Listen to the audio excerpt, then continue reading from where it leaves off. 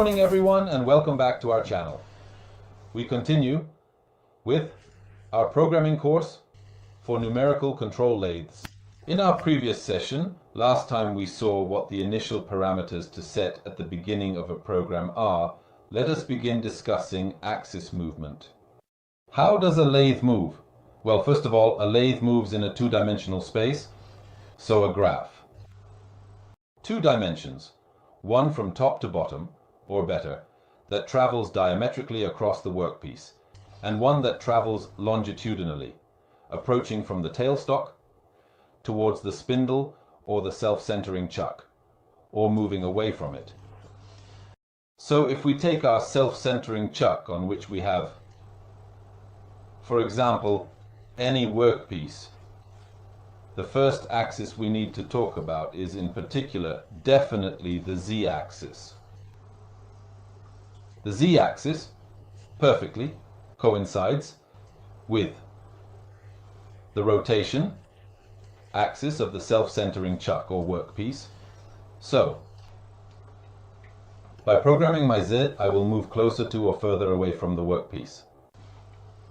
Obviously, my tool, which we are currently placing here at a safe distance, will need to move in the z direction, but also up or down, so in the x direction. At this point, we will always align it with the farthest machined face from the workpiece for convenience. Let's also indicate the x-axis. What we have drawn is nothing other than a Cartesian coordinate system. Neither more nor less than in Battleship, where we say A3 and go to B3, or C3 or C4, to intersect with two parallel lines at the meeting of the two coordinates, because A and 4 are two coordinates, the same reasoning. If we want to move point by point, we do it on lathes. Coordinate z expressed in millimeters and coordinate x expressed in millimeters, but transformed into diameters. What does that mean? It means that if my tool goes from Z100 to Z50, my tool has actually traveled approximately 50 millimeters. However, remember that if you move the tool from X200 to X100, your tool has actually traveled, that is physically, 50 millimeters. Millimeters, precisely, because the x coordinates are expressed in millimeters. Nothing prevents the manufacturer from giving you a lathe that moves radially, but I assure you it is much more complicated because the parts are measured in diameter. Okay, so as you have noticed, our coordinate system is made up of 4 quadrants. My son, who is in elementary school, is teaching me that two lines that intersect perpendicularly divide the plane into 4 equal parts at right angles. Which one do we use? We use quadrant 1. So, lathe programs, except for some special cases, like the bar feeder or with the counter spindle, are always programmed in positive x and negative z. Why is this?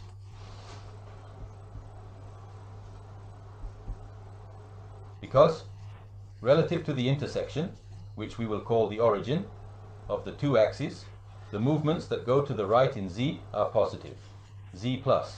So here we have 1, 2, 3, 4. To the left of the origin, the movements are negative. So we have -1, -2, -3, -4.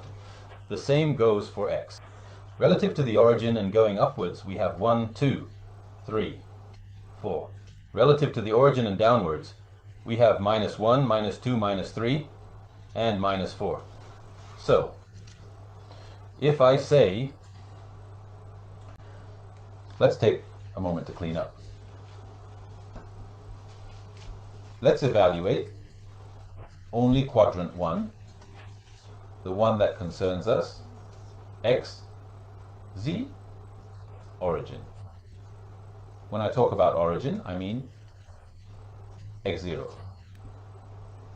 Here we have our millimeters, which can also be expressed in decimal, hundredth, and thousandth values.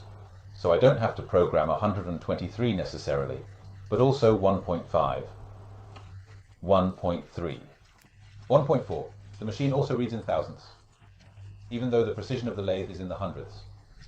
So if I need to go to diameter 5 at z minus 2, 1, 2, 3, 4, 5, I draw a line, z minus 2, 1, 2.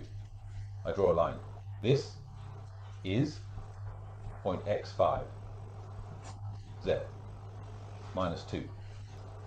From here, if I want to move to z minus 10, 1, 2, 3, 4, 5, 6, 7, 8, 9, 10, I already anticipate that it will be enough to tell the machine z minus 10 without specifying x.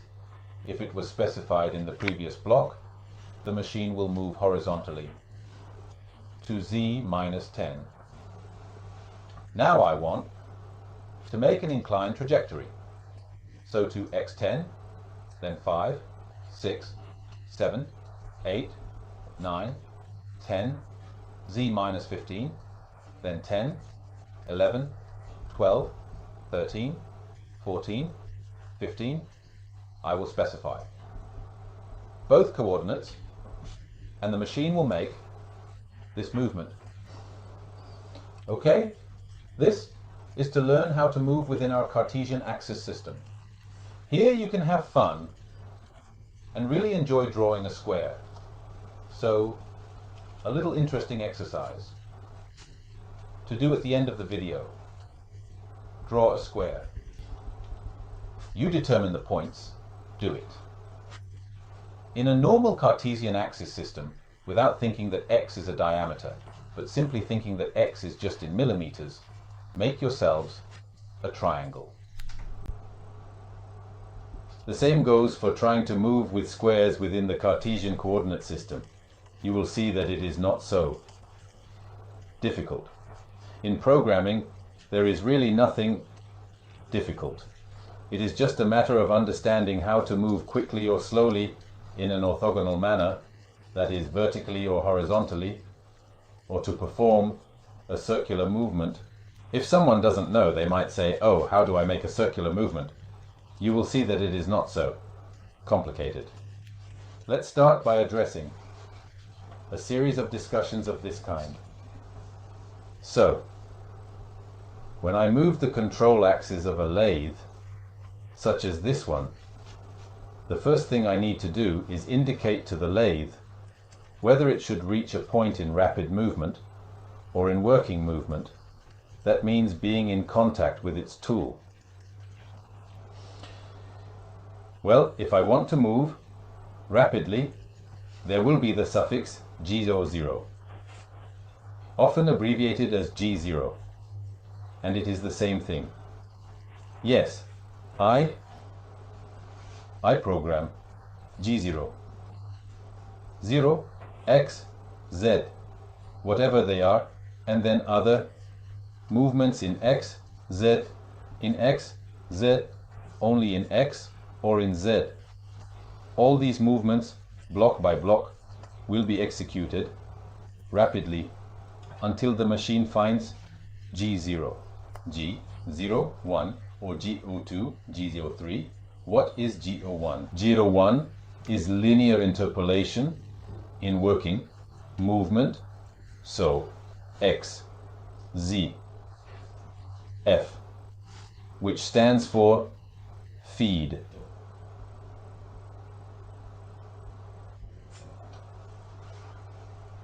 The feed rate is expressed in millimeters. As mentioned earlier in the previous video, we programmed G95. It is expressed in millimeters per minute if we have programmed G94. These G95 and G94 can be changed at any time within the program. Okay? So, I have my workpiece. I'm here, far away at some point because I just turned on the machine. My workpiece has a diameter of 100 and I want to move to this point. We have our X and I want to move 2.5 meters above the workpiece at Z. What will I write? So, 2 schools of thought, 2 habits, 2 things to do. I write G0, X105, Z0.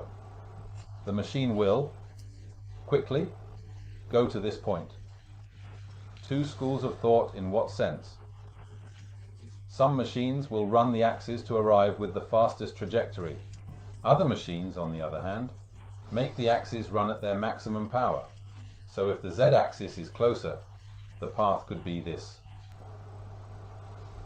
This is why I always recommend always performing rapid approaches safely for safety in 2 blocks. So a rapid approach that will have done G0, Z0, X0. From 105, what will the machine do from here? Wherever it is, it will do this.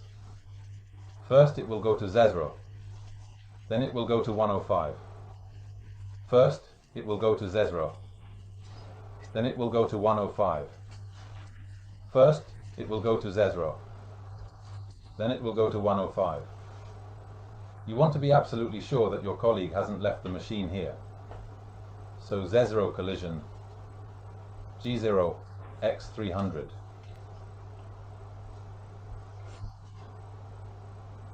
Z0, X105. Your colleague left the machine here. The machine will do this. Let's do it here. Tick, tick, tick, tick. Safety guaranteed. 100%. Okay. When you program in G1, the machine will always move along the shortest trajectory. So it will never do something like this, but it will move like this. So. Okay, so our piece that wants to be faced will first require a whole series of parameters, which are the modal instructions we have seen, spindle rotation, speed limit, and so on. This process involves setting up various parameters that are crucial for the operation, including but not limited to the spindle rotation speed, which is a key factor in ensuring the efficiency and safety of the operation. Additionally, we need to consider the speed limit, which is essential to prevent any potential damage to the equipment or the workpiece. Furthermore, the modal instructions we have seen are vital in guiding the operation to achieve the desired outcome. Let's do it. So let's write a small facing program. 100 equals 100, G92 S2000 to prevent our piece from spinning at infinite speed when we get here, G95 to set millimeters per revolution, M42 rapid gamma, T. Now, let us proceed to write a concise yet comprehensive facing program that will effectively execute the task at hand. 0, 1, 0, 1. You can enter 1 with correction. 1. Don't be scared when you hear about correction. I'll explain it to you. Be patient. In the meantime, you can get familiar with these codes. M4, S300, G96. If you're wondering if the order of these 3 codes in the same line can be varied, the answer is yes, as long as all 3 are present. So, what do I tell it? Rotate clockwise at 300 meters per minute. So, 300 becomes meters per minute because it is followed by G96. Then I start in rapid G00, X 300. So the machine will move to X300. I won't repeat it. G00 is not needed, but if I repeat it, it won't hurt. Z0, X, 105, Z0, X, 105. At this point, G1, X0, F3. So actually, I'll tell you already, X should be less than half the radius of the tool you are using. Okay, I mean less, pardon, the radius of the tool you are using. So if you are using a tool radius of 0.8, when facing, you should always go to X 0.8. Otherwise, you'll have a point here. This is something we will address later when we talk about the pieces ratio. So from here, working at 3/10 per revolution, 3/10 per revolution is determined by FO3 in conjunction with G95. Our machine will start facing. Once I get here, I will return to G00 and I can decide the path to take. There. X300. Z200. So in rapid, I go to Z10, rise to X300, and return to Z200.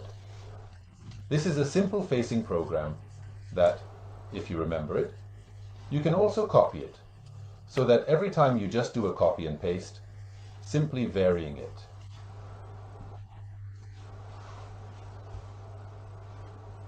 This dimension, excuse me, this one yes, but this one we will go to face our piece. For now, we have made some linear movements, nothing exaggerated. Next time, we will start to look closely at linear interpolations, along with circular interpolations, and then we will see direct programming and angle programming. So we will start to do, perhaps forgetting all this area here, programming for paths of this type. Okay, so paths that have a real profile. I try to make videos that are not too long, with a few well-distributed concepts, to allow you to follow the topic little by little. Then when I publish them, maybe you can watch 2 or 3. I also hope this time I was clear enough. If you liked it, as always, a like and a share on your social media would be appreciated. I look forward to the next video and thank you for your attention. Have a great day, everyone.